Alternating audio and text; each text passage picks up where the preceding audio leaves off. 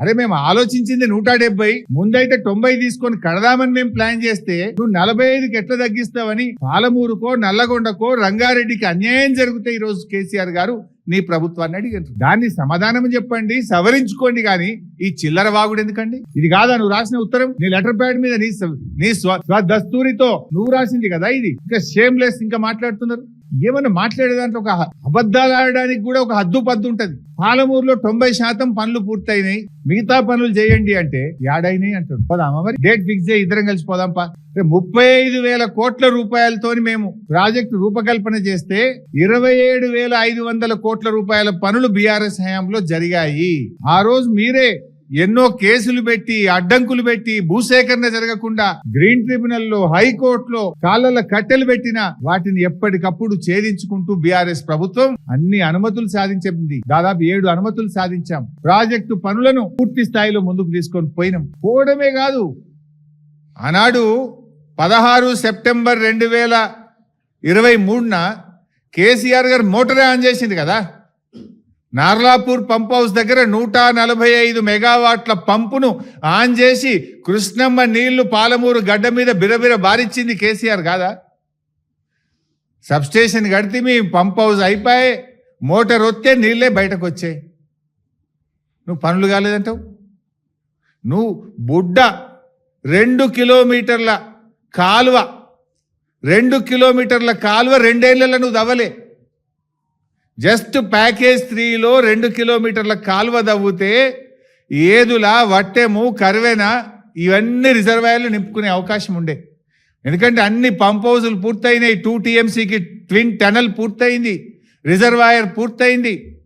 మొదటి pump house on చేసి మొదటి రిజర్వాయర్ నార్లాపూర్లో నీళ్లు పోయించాం.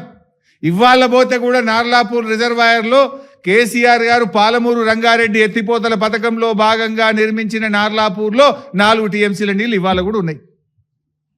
పోయి చూద్దామా? అలా దుంకుదాం. నీళ్లు ఉంటే మునుగుతాం, నీళ్ళు లేకపోతే తేలుతాం. ఉన్నాయా లేవా నీళ్లు నార్లాపూర్లా? నార్లాపూర్ నుంచి ఏదులా వట్టెం కర్వెన రావాలంటే కేవలం 2 కిలోమీటర్ల కాలువ దవ్వేది ఉండే.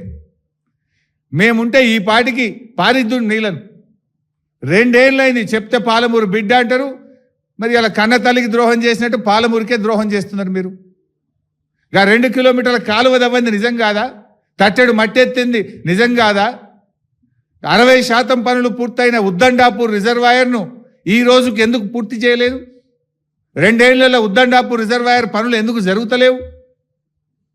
మా హయాంలో ట్విన్ టనల్ పూర్తయినాయి, పంప్ హౌజులు పూర్తయినాయి, నార్లాపూర్ ఏదుల వట్టెం కర్వెన రిజర్వాయర్లు పూర్తయినాయి, ఉద్దండాపూర్లో 60% పని అయింది. మీరు మొద్దు నిద్రపోతున్నారు. మీకు పర్సంటేజ్లకు కమిషన్లకు వాటాలు పంచుకోవడంలోనే టైం సరిపోతలేదు మీకు. ఢిల్లీకి గల్లీకి ఇదంతా మీది rising in flying. Telangana rising కాదు, Revanth Reddy rising in flying. గత చరిత్రలో తెలంగాణ ముఖ్యమంత్రులు ఎవరింత ఫ్లయింగ్ చేయలే కావచ్చు. ఇవాళ వాస్తవానికి పాలమూరు పనులు 2 ఏళ్లలో పూర్తి చేసి ఉంటే కొడంగల్ నారాయణపేట ప్రజలకు 2.5 లక్షల ఎకరాలకు నీళ్లు పోయేటి. అసలు బీఆర్ఎస్ వచ్చుంటే ఈ పాటికి కొడంగల్ నారాయణపేట రైతుల కాళ్ళు కృష్ణమ్మ నీళ్లతో కడిగే వాళ్ళం మేము. రేవంత్ రెడ్డి కమిషన్ల కోసం దీన్ని పక్కన పెట్టి నారాయణపేట కొడంగల్ లిఫ్ట్ పెట్టి ఇలా కమిషన్ల కోసం కక్కుర్తి పడతా ఉన్నాడు. నారాయణపేట కొడంగల్ లిఫ్ట్లో బారిన దానికంటే డబుల్ గ్రావిటీ ద్వారా పాలమూరు రంగారెడ్డి ద్వారా వారుతుంది. దాంట్లో 5 లిఫ్ట్లు.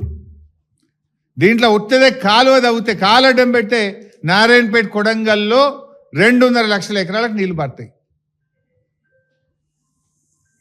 అంటే నీ స్వార్థం కోసం, నీ కమిషన్ల కోసం ఇలా